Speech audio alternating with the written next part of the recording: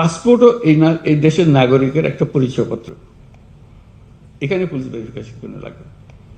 আমরা আইন করে দিয়েছি যে এখন থেকে পুলিশ ভেরিফিকেশন লাগবে না। সে কথাটা গ্রামে গঞ্জে গিয়েছে, যে তালি দেখে মনে হলো এটা পৌঁছে নাই। পৌঁছলে তো এটা হ্যাঁ আমরা জানি, তো এটা আবার বলার দরকার কি? আমার বলার কারণে তালি দেওয়ার অর্থ হলে এটা সুন্দর কাজ হয়েছে, তো তার মানে এই কথা মানে পৌঁছে নেই। অথচ আমরা এখানে সিদ্ধান্ত নিয়ে বসে আছি বেশ কিছুদিন আগে। এই যে দূরত্ব, এটাও যেন না থাকে। এগুলোর কোনো কারণ নেই। বিনা কারণে মানুষ হয়রানি করা, হয়রানি করাটাই যেন আমাদের ধর্ম।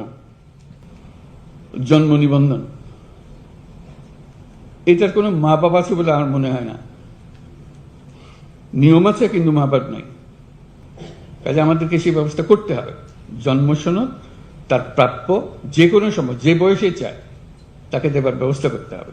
কি করতে হবে? ওই যে বললাম, সৃজনশীল হতে হবে। এটা থেকে আমরা নিয়ম বের করতে হবে, কারণ ওইটার উপরে সমস্ত কিছু নির্ভর। সেই জন্মসূত্রে আমি বাংলাদেশি, এটার একটা প্রমাণ, দালিলিক প্রমাণ। এই দলিল দিয়ে আমি ভবিষ্যতে যা কিছু করি। ওইটা না হলে এনআইডি পাওয়া যাচ্ছে না, এনআইডি না হলে পাসপোর্ট পাওয়া যাচ্ছে না, সব আটকে গেল সবকিছু।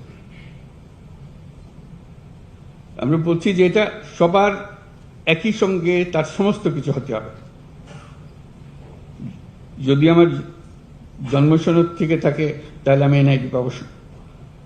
এগুলো এখন অনলাইন পাওয়ার কথা, আমরা অনলাইন পাচ্ছি কিনা? পাসপোর্ট অনলাইন, এখন ই পাসপোর্ট হচ্ছে কিনা? এখনো দেখি ওই এমআরপি করছে। কেন হচ্ছে? আইন তো আছে।